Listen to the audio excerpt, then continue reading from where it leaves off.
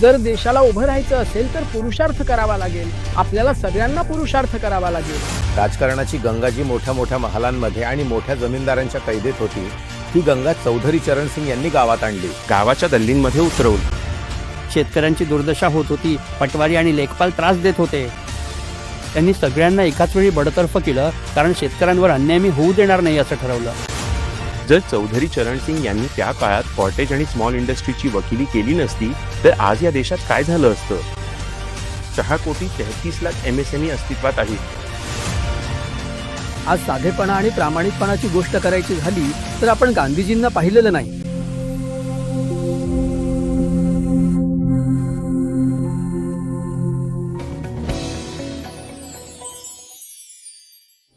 ही गोष्ट आहे 1979 सालची, जेव्हा संध्याकाळच्या वेळी एक त्रस्त, फाटके, मळकट कपडे आणि धोती घातलेला शेतकरी, ज्याच्या पायात चप्पलही नव्हती, उत्तर प्रदेशातील इटावा जिल्ह्यातील उसराहार पोलीस ठाण्यात पोहोचला. हेड कॉन्स्टेबलने शेतकऱ्याला विचारलं, हो काय झालं? यावर शेतकऱ्याने घाबरत आणि संकोचत सांगितलं की तो मेरठहून आपल्या नातेवाईकांकडे बैल विकत घेण्यासाठी आला आहे, पण वाटेत एका खिसे कापून त्याची खिसा कापली. म्हणूनच तो तक्रार लिहून घेण्यासाठी पोलीस ठाण्यात आला आहे. हेड कॉन्स्टेबलने वक्र नजर टाकून त्याला धाक दाखवत अनेक प्रश्न विचारले, पुरावे मागितले. शेवटी कॉन्स्टेबल म्हणाला, जा, तुझी तक्रार लिहिली जाणार नाही. पोलीस कॉन्स्टेबलच्या या वागणुकीमुळे शेतकरी निराश आणि त्रस्त झाला आणि हताश होऊन एका कोपऱ्यात उभा राहून विचार करू लागला. आता काय होईल? एवढ्यात एका सिपायाने त्याला बोलावलं आणि थोडी चर्चा केली. त्या चर्चेत असं ठरलं की जर शेतकऱ्याने काहीतरी लाच दिली तर त्याची तक्रार लिहून घेतली जाईल. त्रस्त शेतकऱ्याने पोलिसांच्या या ऑफरला मान्यता दिली आणि त्यानंतर मुन्शीने तक्रार लिहायला सुरुवात केली. सगळी गोष्ट लिहून झाल्यावर मुन्शीने विचारलं, बाबा सही करशील का, अंगठा लावशील? शेतकऱ्याने उत्तर दिलं, मी शिकलेला नाही म्हणून अंगठा लावतो. मुन्शीने शेतकऱ्याकडे कागद आणि शाई पुढे केली. फाटके कपडे घातलेल्या शेतकऱ्याने आपल्या खिशात हात घातला आणि एक शिक्का आणि एक पेन काढली. मुन्शी काही समजून घेण्याआधीच शेतकऱ्याने कागदावर ठसा उमटवला. मुन्शीने कागद उलटून पाहिला, त्यावर मोहर लागली होती, पंतप्रधान भारत सरकार, आणि शेतकऱ्याने हातात पेन घेऊन आपलं नाव लिहिलं होतं. आता पोलीस ठाण्यात खळबळ उडाली. संपूर्ण ठाणं या गोष्टीने आश्चर्यचकित झालं होतं की देशाचे पंतप्रधान आहेत आणि एका शेतकऱ्याचा वेश घेऊन थेट ठाण्यात तक्रार नोंदवायला आले होते. त्यानंतर संपूर्ण ठाण्याला निलंबित करण्यात आलं. ही घटना वर्तमानपत्रांमध्ये नोंदली गेली. ठाण्यांमध्ये, चौक्यांमध्ये भीतीची लाट पसरली की सामान्य तक्रारदारही पंतप्रधान असू शकतो. हे होते महर्षी दयानंद सरस्वती यांचे अनन्य भक्त आणि भारताचे 5वे पंतप्रधान चौधरी चरण सिंग. हे अनेक ठाण्यांमध्ये लिहिले. स्टाफ नव्हता तेव्हा जे कैदी पकडून आणले जायचे त्यांची काय अवस्था व्हायची तिथेच 2 कपमध्ये. दुखी दुकानदारांना मारले, सस्पेंड आहे की हे. शेतकऱ्यांची दुर्दशा व्हायची, पटवारी आणि लेखपाल हेच करायचे. त्यांना सर्वांना एकाच वेळी बडतर्फ केले, कारण शेतकऱ्यांवर असा अन्याय मी होऊ देणार नाही.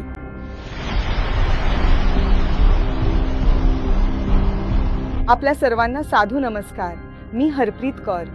शत शत नमनच्या आजच्या किस्सात आहेत देशाचे 5वे पंतप्रधान चौधरी चरण सिंग, जे 2 वेळा उत्तर प्रदेशचे मुख्यमंत्री, एकदा देशाचे गृहमंत्री, वित्तमंत्री आणि उपपंतप्रधान झाले, तसेच एकदा देशाचे पंतप्रधानही झाले. दीर्घ राजकीय जीवन घालवूनही त्यांनी स्वतःसाठी संपत्ती निर्माण केली नाही. जेव्हा 84व्या वर्षी 29 मे 1987 रोजी त्यांचे निधन झाले, तेव्हा त्यांच्या खात्यात फक्त 470 रुपये होते. ही गोष्ट सुमारे 1900च्या आसपास सुरू होते. बुलंदशहर जिल्ह्यातील थाना परिसरातील चित्सोना अलीपूर गावचे रहिवासी मीर सिंह आणि त्यांची पत्नी नेत्र कौर 5 एकर शेतीपट्ट्यावर घेण्यासाठी सुमारे 15 किलो नूरपूर गावात जाऊन राहायला लागले. याच ठिकाणी 23 डिसेंबर 1902 रोजी चरण सिंह यांचा जन्म झाला. काही वर्षांनी जमीनदारांनी ही जमीन जास्त किमतीत विकण्याचा निर्णय घेतला. ही किंमत भरणे मीर सिंह यांच्या आवाक्याबाहेरचे होते.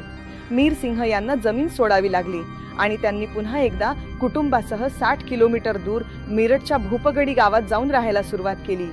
1922 पर्यंत चरण सिंह यांचे कुटुंब तिथेच राहिले. या वातावरणात चौधरी चरण सिंह यांच्या लहानशा मनात ब्रिटिश सत्तेविरुद्ध आणि गावातील गरीब शेतकऱ्यांच्या शोषणाविरुद्ध संघर्षाचं बीज रोवलं गेलं. भूपघडी गावाजवळच 3 किलोमीटर अंतरावर असलेल्या जाणी खुर्द गावातील सरकारी शाळेत ते दररोज पायी चालत शिकायला जात असत. यानंतर चरण सिंग यांचा पुढचा टप्पा मेरठ शहरातील मॉडेल ट्रेनिंग स्कूल होता, जिथे ते 1 वर्ष शिकले आणि त्यानंतर 1914 मध्ये मेरठच्या गव्हर्नमेंट कॉलेजमध्ये प्रवेश घेतला. 9वीत त्यांनी विज्ञान विषय निवडला. त्यासोबत इंग्रजी, अर्थशास्त्र आणि इतिहास हे विषय होते. चरण सिंग यांनी 1919 मध्ये हायस्कूल आणि 1921 मध्ये इंटरमिजिएटची परीक्षा उत्तीर्ण केली. यापुढे त्यांना शिकवणे त्यांच्या वडिलां मीर सिंग यांच्या आवाक्याबाहेरचे होते. वडिलांनी पुढे शिक्षण देण्यास नकार दिला, कारण होती घरची गरिबी. या परिस्थितीत जेव्हा ही गोष्ट त्यांच्या ताऊ लखपत सिंह यांना कळली, तेव्हा त्यांनी पाहिले की आर्थिक अडचणींमुळे चरण सिंह यांचे शिक्षण अडथळ्यात येत आहे. मग त्यांनी वचन दिले की चरण सिंहचे शिक्षण पूर्ण होईपर्यंत त्यांचा शिक्षणाचा खर्च तेच उचलतील. चरण सिंग उच्च शिक्षेसाठी आग्रा कॉलेजला गेले. 1923 मध्ये BSc, 1925 मध्ये MA आणि 1927 मध्ये कायद्याची पदवी पूर्ण केली आणि याच काळात 25 जून 1925 रोजी त्यांचा विवाह गायत्री देवी यांच्याशी झाला. चौधरी चरण सिंग अशा काळात मोठे झाले जेव्हा देशात स्वातंत्र्याची लढाई शिगेला पोहोचली होती. हा तो काळ होता ज्यात जालियनवाला बाग पासून रोज मोठ्या घटना घडत होत्या. देश गुलामगिरीत अडकला होता आणि समाज अस्पृश्यतेत बुडाला होता. अमृतसरच्या जालियनवाला बाग हत्याकांडाने त्यांना हादरवून टाकले होते. हा तो काळ होता जेव्हा सामाजिक आणि राजकीय बदलांसाठी त्यावेळी 2 विचारधारा बदल घडवत होत्या. एक, त्यात त्यांनी सौभाग्य क्या महर्षी दयानंद सरस्वती यांना निवडलं, तर राजकीय बदलासाठी महात्मा गांधींनी त्यांच्यावर प्रभाव टाकला. पण हा प्रभाव फार काळ टिकला नाही आणि वर्ष होतं 1926. त्या दिवशी चरण सिंग आपला 24वा वाढदिवस साजरा करत होते. तेव्हा अब्दुल रशीद नावाच्या एका खुनीने शुद्धी आंदोलनाच्या विरोधात त्या काळातील आर्य समाजाचे मोठे नेते शिखर पुरुष महात्मा स्वामी श्रद्धानंद यांची हत्या केली. खुनी अब्दुल रशीदला गांधींनी आपला भाऊ म्हटलं होतं आणि या हत्येसाठी त्याला माफ केलं होतं. पण चौधरी चरण सिंग शुद्धी आंदोलनाचे समर्थक होते. त्यांनी खुनीसाठी मृत्यूदंडाची मागणी केली. दुसरं म्हणजे चौधरी चरण सिंग सत्यार्थ प्रकाशच्या 14व्या समुल्लासाला मान्य मानत होते, तर गांधी त्या समुल्लासाला हटवण्याची मागणी करत होते. त्यांना एकदा विचारलं गेलं होतं की स्वामी दयानंद आणि गांधीजींचा प्रभाव तुमच्या मनावर काय काय पडला, कसा पडला. त्यांनी सांगितलं की स्वामी दयानंदांना संधी मिळाली नाही आणि समाज सुधार, मुलींबद्दल त्यांची जी विचारसरणी होती, जाती व्यवस्थेबद्दल गांधीजींची आणि त्यांची विचारसरणी आमच्या मते जुळणारी होती. चौधरी चरण सिंग यांनी व्यावसायिक, सामाजिक आणि राजकीय जीवनाची सुरुवात एकाच वेळी केली. त्या काळच्या मेरठ जिल्ह्यातल्या गाझियाबाद शहरात त्यांनी दिवाणीच्या खटल्यांपासून वकिली सुरू केली. त्याचबरोबर सायमन कमिशनचा विरोध हा त्यांचा पहिला राजकीय पाऊल होता. त्यानंतर आलेलं मिठाचा सत्याग्रह आणि त्यात त्यांची सक्रिय भागीदारी, इतकं की एप्रिल 1930 मध्ये ब्रिटिश सरकारने त्यांना 6 महिन्यांसाठी तुरुंगात पाठवलं आणि त्याच्या पुढच्या वर्षी मेरठ डिस्ट्रिक्ट बोर्डमध्ये त्यांची बिनविरोध निवड झाली. इथे 27व्या वर्षी भारतीय राष्ट्रीय काँग्रेसचे सदस्य झाले होते. गाझियाबाद शहर काँग्रेस कमिटीची स्थापना केली, ज्यात 1939 पर्यंत अनेक पदांवर राहिले. त्याचबरोबर 1939 पर्यंत गाझियाबाद आर्य समाज प्रधान समितीचे अध्यक्ष आणि महासचिव देखील राहिले. मी सन 19 साली माझं हायस्कूल पास केलं होतं, मेरठच्या गव्हर्नमेंट हायस्कूलमधून. महात्मा गांधी जेव्हा यावेळी देशाच्या सीमांवर धावले होते, अंग्रेजांविरुद्ध बंड करण्यासाठी काँग्रेसची गोष्ट, मग त्यावेळी माझ्या पिढीतील जे मुलं होती, जी शाळा आणि कॉलेजमध्ये शिकत होती, महापुरुषांची नावं आमच्या समोर होती. स्वामी दयानंद, स्वामी रामदेव, ज्यांचं जीवन आम्ही वाचत नव्हतो पण ज्यांच्या पुस्तकांवर आम्ही होतो. महर्षी दयानंदजींनी इतका प्रभाव टाकला होता की सामाजिक बदल, हरिजनांचा उत्थान, सत्याग्रह, बलिदान, आत्मसंयम, साधेपणा, सत्यच धर्म आहे असे तत्व त्यांनी आपल्या जीवनात अंगीकारले होते. इतके अंगीकारले होते की जेव्हा चौधरी चरण सिंग आग्रा कॉलेजच्या हॉस्टेलमध्ये राहत होते, तेव्हा ते एका भंगीच्या हातचं बनवलेले जेवण खात असत. नंतर गाझियाबादला आल्यावर त्यांनी एका दलिताला आपल्या घरी स्वयंपाकी म्हणून ठेवले, जो 1939 पर्यंत त्यांच्यासोबत होता. यामुळे चौधरी चरण सिंग यांना आपल्या समाजात आणि नातेवाईकांमध्ये बहिष्काराचा सामना करावा लागला होता. पण महर्षी दयानंदजींचा हा शिष्य जराही विचलित झाला नाही. आपल्याला हे काही मोठं वाटत नाही, आणि जेव्हा आपण कोणताही भेद मानत नाही तेव्हा खरंच काही मोठं नाही, बरोबर ना? पण आपण 100 वर्षापूर्वीच्या गोष्टी बोलतोय. त्या काळात आग्रा कॉलेजमध्ये जितके विद्यार्थी होते आणि त्यांचे सहकारी होते त्यांनी विरोध केला. त्यांनी जाती व्यवस्थेचा नेहमीच विरोध केला, प्रत्येक स्तरावर विरोध केला, नवे विचार मांडले. आजही आपण त्या गोष्टी बोलायला लाजतो, ज्या गोष्टी सामाजिक आणि राजकीय मंचांवर चॉईस साहेब उघडपणे सांगायचे. सन 1937 हे वर्ष चौधरी चरणसिंह यांच्या राजकीय जीवनात मोठा बदल घेऊन आले. काँग्रेस इंडिया ऍक्ट नंतर देशात 1921 पासून सातत्यानं होत असलेल्या प्रांतीय आणि स्थानिक निवडणुकांचा बहिष्कार करत होती. पण 1937च्या निवडणुकीत भाग घेण्याचा निर्णय घेतला. युनायटेड प्रोव्हिन्स असेंब्लीसाठी काँग्रेसने चरणसिंह यांना मेरठ जिल्ह्याच्या दक्षिण पश्चिम मतदारसंघातून तिकीट दिले. या मतदारसंघात बागपत आणि दाझियाबाद तहसील समाविष्ट होत्या. त्यांनी एकूण मतांपैकी 78% पेक्षा जास्त मते मिळवली. नॅशनल पार्टीच्या उमेदवाराचा त्यांनी पराभव केला. पुढे या मतदारसंघाचं नाव छपरवली असे झाले.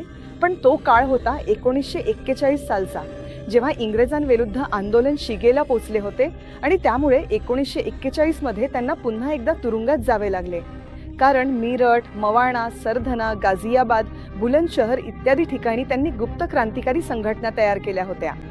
देश स्वतंत्र झाला, काँग्रेस सत्तेत आली, पण महर्षी दयानंदांचे हे शिष्य सामाजिक तत्वांवर ठाम राहिले.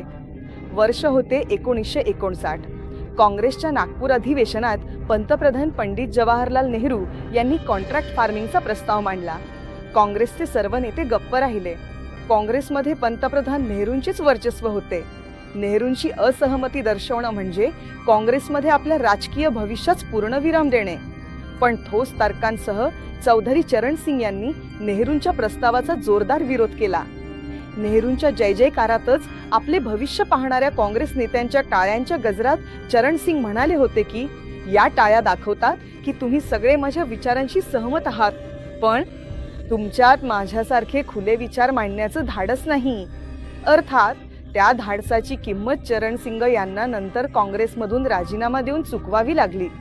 पण तो त्यांच्या राजकीय कारकिर्दीचा शेवट नव्हता, तर असा प्रारंभ ठरला ज्याने देशात परिवर्तनकारी पर्यायी राजकारणाची पायाभरणी केली. त्यांनी अशा राजकारणाची पायाभरणी केली जी जवळपास 3 दशके उत्तर प्रदेश, बिहार, हरियाणा, पंजाब, राजस्थान आणि ओडिशा या राज्यांमध्ये गैर काँग्रेस आणि पर्यायी राजकारणाचा आधार ठरली. चौधरी चरण सिंग यांच्या समजुतीवर प्रश्न उपस्थित करणारे लोक त्यांना फक्त शेतकरी आणि कामगारांचा नेता मानू लागले. मिक्स हिंदी इंग्रजी बोलणाऱ्या लोकांनी कदाचित त्यांच्या इंग्रजीत लिहिलेल्या इंडियाज इकॉनॉमिक पॉलिसीसह इतर गोष्टींकडे दुर्लक्ष केले. शिष्टाचार वगैरेवर उपलब्ध असलेल्या अनेक पुस्तकांपैकी कदाचित एकही वाचली नसेल.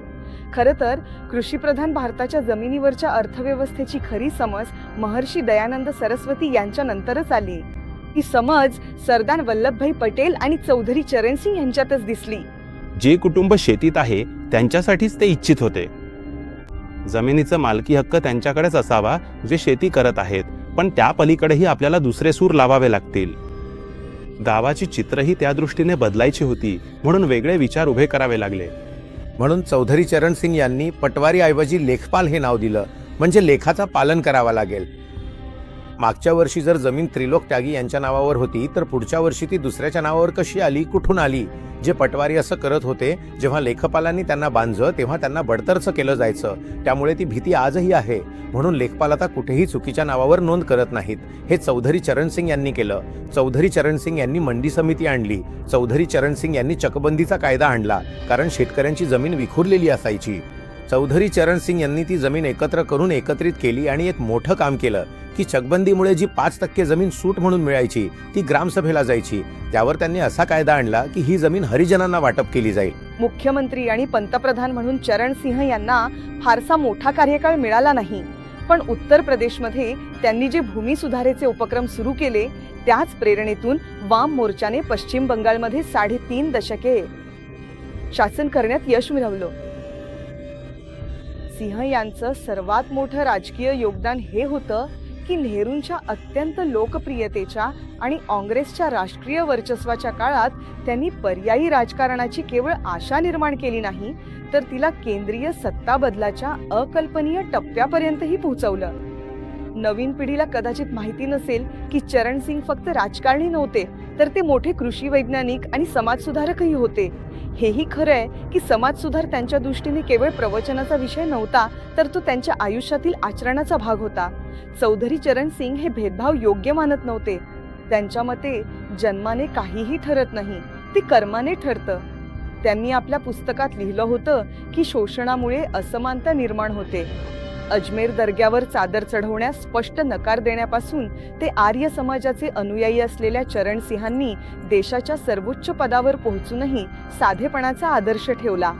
शासन व्यवस्थेची स्थिती जाणून घेण्यासाठी ते वेश बदलून सरकारी कार्यालयात जात आणि तक्रार मिळाल्यावर निवडणूक सभेच्या मंचावरून बदलण्याची घोषणा करणं, अशा गोष्टी या चित्रपटातील कथेसारख्या वाटतात.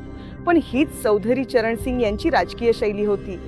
कधीही आपल्या कोणत्याही माणसाच्या चुकीच्या कृत्याचं समर्थन केलं नाही आणि कुणा परक्याच्या चांगल्या कामाचं कौतुक करण्यात कधीही कंजूसपणा केला नाही.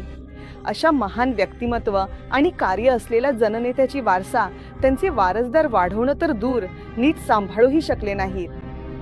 चौधरी चरण सिंह यांनी पश्चिम उत्तर प्रदेशातील एका छोट्या गाव नूरपूर येथून संघर्षमय राजकीय प्रवास सुरू करून देशाच्या सत्तेपर्यंत मजल मारली होती.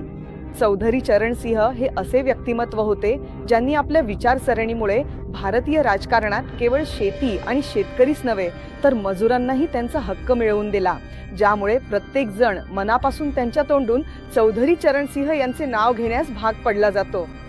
खरा महर्षी दयानंद सरस्वतींचा भक्त तोच जो कोणत्याही किमतीवर तत्वांशी तडजोड करत नाही. जगात त्याच महापुरुषांची महान गाथा गायली जाते जे तत्वांवर खडकासारखे ठाम राहतात. महर्षी दयानंद सरस्वती यांच्या या खऱ्या शिपायाला आर्य समाजाचा सशर्त नमस्कार. काय आहे? गेल्या आहे. जय हिंद.